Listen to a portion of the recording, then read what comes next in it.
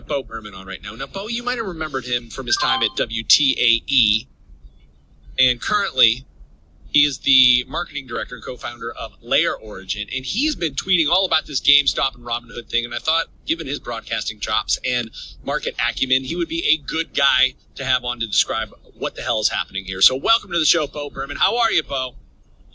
Hey, good morning there. I'm doing pretty well. How are you? I'm doing well, but I've had a hard time trying to articulate what I understand about what happened with GameStop and that Reddit board. So tell me, first of all, that Wall Street Bets Reddit board is something that has existed for a long time, right? It didn't just pop up with the intention of, hey, let's take down this hedge fund.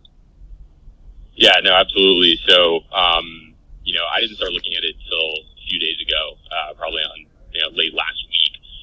But yeah, it's been around since quite a while. I mean, for a number of years. I don't know exactly when it started, but there was obviously Reddit's been around a long time, and there's different they call them subreddits, different channels. In fact, there's one that's just all about Pittsburgh, for example, and this one is just they're just subreddits with all sorts of different names. But yeah, this one's been around a while, and there was even a guy on there in 2019 who I believe it was 2019 or 2018 who basically first announced that he bought a bunch of shares of GameStop, and and people were making fun of him for a long time because they felt like, okay, this is the company that's going to go bankrupt, but he announced on there that he bought a bunch of shares and just kept posting weekly about how they were doing, and people were laughing at him, and that's kind of how it all started.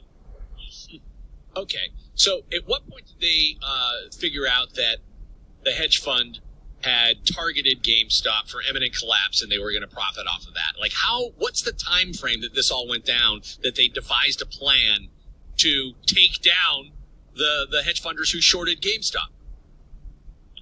Yeah, so it develops pretty slowly. Again, I think it all goes back to this guy who, on Reddit, most people don't use their real name, right? So his right. Screen name is, I can't say it on the radio. It's like Deep Effing Value is his screen name, and nobody nobody knows for sure, who exactly he is. There's a rumor that he's a former Mass Mutual employee from Massachusetts, but that's just a rumor that came out last night. But anyway, so he starts posting about this a couple of years ago, and he bought a ton of shares, when the price was really, really low, right? Like $2 a share, because people are thinking like this company is, it's brick and mortar. All they sell is video games, and now, video games, you can get them digitally, right? So you don't even need the physical discs anymore. Right. Some people still like to have the disc in their hand, kind of like that feeling of, holding it in your hand and everything. And, the new PS5 and Xbox, I mean, they still have versions that accept discs. But anyway, people are thinking, okay, this company is going to be worthless, right? It's the next Blockbuster. So everyone on Wall Street, or a lot of people on Wall Street, hedge funds, are shorting it. Essentially, it puts downward pressure on the company, making it more likely they go bankrupt. But anyway, a couple of years ago or a year ago, this guy, notices all this. And basically, if you're in the world of finance, there's ways that there's data. I mean, you can sort of try to figure out, what percentage of the float, as they say, like basically how short people are on this stock. And so this guy apparently realized before anybody else that it was negative. Like there was more than 100% of the shares that were in circulation were shorted, which really doesn't even make sense. So so there's like 140% of the shares, right? So it was like way more than actually existed. People had tried to short, which indicated it was way, way over shorted, correct? Right, absolutely. So this guy buys a ton of shares, and so basically, I think he bought $50,000 worth, which at $2 a share is a lot. And every week he goes on Reddit on this channel, and he just posts. He goes, I forget what he called it. It was like, GameStop YOLO, which, as the kids say, you only live once is what it stands for. Because he's going, okay, whatever, I'm taking a chance on this. And people were making fun of him literally every week for years. They were laughing at him, making fun of him, because it just seemed like you're an idiot. You're buying, the worst stock, a ton of it. But anyway, increasingly, the price started to go up. And some things were happening behind the scenes. And so basically, most recently was that Ryan Cohen, who was the co-founder of Chewy, the pet company, that sells pet food online. That's where I order a lot of my pet food now. He basically bought a bunch of the stock in I think it was August. It was over the summer. And so he bought a ton of the stock. So then he became like a 13% holder of the stock in terms of all of the stock of GameStop. He had 13%. And essentially he, made it public that he didn't like the way the company was being run, and this is kind of like this happened on the show Billions, which, sometimes life imitates art, sometimes, art imitates life, but there's a show on Showtime called Billions, and this literally happened in an episode a couple years ago where, this happens in real life, from time to time, where basically a very rich person buys their way onto the board of a company. And that's what this guy did. He's very young, and he basically goes, you guys are screwing this up. You should run this better. And so he ends up being appointed to the board, and he gets 2 other seats, and he brings 2 friends with him. So he's now on the board of GameStop, after he's basically been extremely successful and become a billionaire from founding Chewy, the dog food, online dog food retailer and dog supplies. So he gets on the board, and that, was something that people noticed and they were excited about. So, what's crazy about this is that, the whole thing is so, your people's calling them meme stocks. So people on the Reddit board, as the price went up, started to get excited. And little by little, the price per share started to go up because, people started doing research. And that's part of this is that, when you watch CNBC, people are like, oh, these are these, clueless retail traders. They don't know what they're doing. They have no experience. But, sure, some of them are 15-year-olds with a Robinhood account, and they're taking huge risks, and they don't know what they're doing.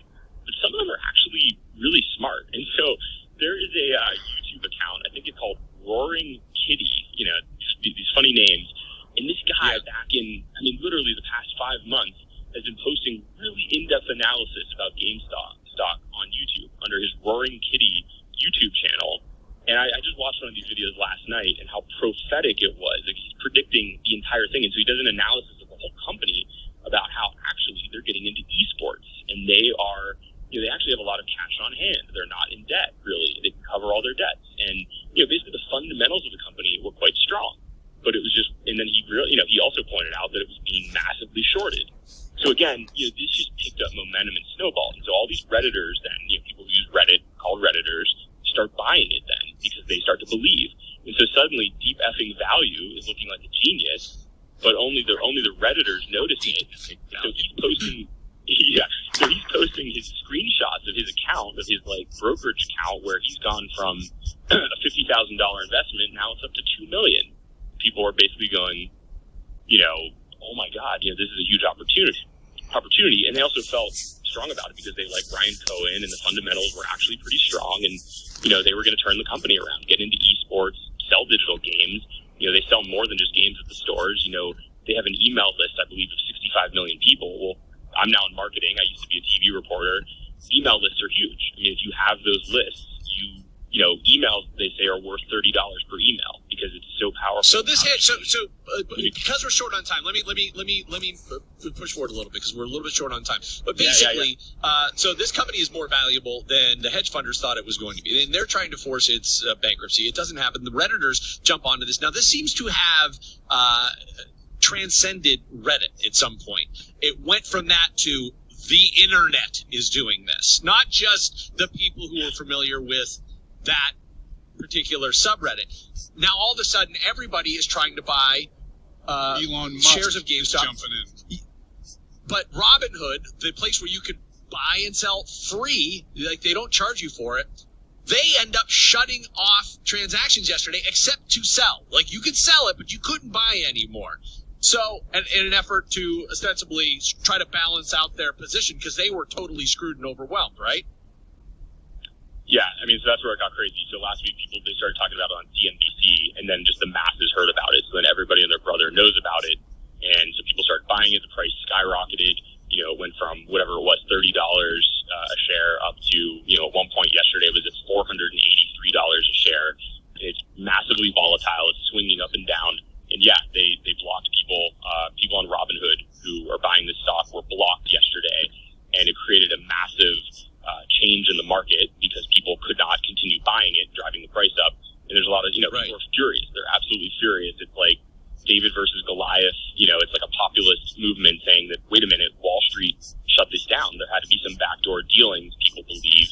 And there's a lot of questions about why Robinhood would suddenly, out of nowhere, block people from trading. And then yesterday, it just went crazy in terms of who started talking about this. So Nancy Pelosi referenced it. Elon Musk jumps in. AOC politically starts talking about it. Ted Cruz says, I agree with you, AOC. All these huge names. Jon Stewart joined Twitter so that he could talk about it yesterday. So, everybody is jumping in on the side of the Redditors and the people like the little guy investing, and then they feel like Wall Street is rigged against them because they shut down the trading, and how could they not think that? So my question to you is, A, is anybody going to go to jail for this? And B, is it going to explode even more volatilely today? Yeah, so I don't know if anyone's going to go to jail. A lot of people think somebody should. That remains to be seen. We're going to have to, keep a close eye on that. I mean, some people filed already a class action lawsuit against Robinhood and some other brokerages yesterday. So that's already in action. I think it's going to go to congressional hearings. I mean, it's just crazy how big this is. People in other countries are talking about it. I mean, it's insane. Yeah, today's going to be crazy. It already is. There's pre-market trading. You can trade after hours and, from 7 a.m. to 9:30, 9:28 a.m. and people are already doing that. You can trade, 9:30 to 4 and then up until 8 p.m. It's going to be crazy. But here's the real takeaway. This is a sea change. Nothing's going to be the same after this because people have the realization that their power in the masses is just as strong as Wall Street whenever they combine. And there's actually intelligence in the little guy. And social media and the ability to do no commission trades, this will never be the same. And so Wall Street's going to have to change their entire strategy. They can't just go really heavy shorted into one stock. But the problem is now people have the list of about 10 stocks that are really massively still shorted, and they have these positions where they have to cover them by a certain date. And if they don't, they're in pretty bad shape. And so this is just going to keep going into next week. Today's a really big day because some of these shorts apparently options expire, but this is going to keep going. So it's not over. I like it. It's like Batman. Don't even get me started on cryptocurrency and Dogecoin, which is basically a joke cryptocurrency that's up 700% since yesterday. So we ran short on time, but I was gonna ask you about Dogecoin because I keep seeing that trending, and then I tried to read up on it, and it is a fabricated cryptocurrency, and somehow you can buy it. I don't understand that. Yeah, I mean, it's like. I suggest a lot of people read the book *Sapiens* because it just talks about how if you go back in our society, go back to the humankind, a lot of things are fabricated, right? A lot of things are myths and just things that we all believe in, right? Yeah. What is anything, right? What is money? What is the dollar? It's a piece of paper. So when you go into it with that mindset, it's kind of easier to understand it. But the reality is that what makes Bitcoin better than Dogecoin? Can anybody explain that? Some people can, right? But a lot of people can't. And so eventually, people at this point are just treating these things like stores of value and like a ticket to prosperity. And, you have to be careful, right? Everyone should be very careful, and some people can lose massively. But yeah, people went into this cryptocurrency based on a dog meme. And, look, I mean, it's a lot of teenagers, a lot of people in their 20s. It's crazy. It's crazy. It's up 700%. I mean, my brother-in-law texted me and he goes, yeah, I'm up $350 on Dogecoin. I said, oh my goodness, good luck. It's wild. Yeah. It's wild.